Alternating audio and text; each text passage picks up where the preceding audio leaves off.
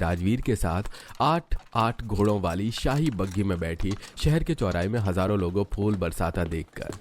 ये सब लोग मुझे देखने आए हैं, मैं अचानक से इतनी खास कैसे हो गई? कुछ सोचकर फिर अचानक, ये मुझ गरीब को नहीं बल्कि संगमरमर के महल की रजवाड़ी बहू को देखने आए हैं।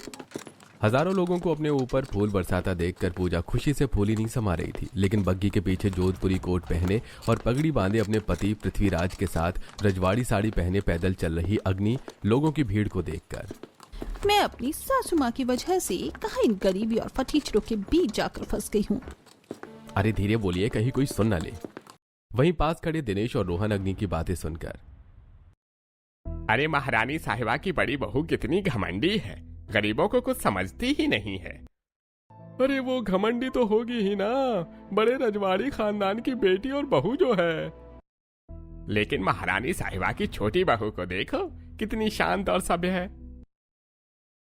अरे वो शांत और सभ्य तो होगी ही, गरीब घर की बेटी जो है। रोहन की बात सुनकर हैरानी से, अरे इतने बड़े रजवाड़ी खानदान की बहू एक गरीब घर की बेटी? अरे सिर्फ गरीब घर की नहीं, भूसे की झोपड़ी में रहने वाली गरीब बेटी। आखिर ऐसी क्या वजह थी जो रजवाड़ी खानदान ने एक गरीब घर की बेटी को अपनी बहू बनाया?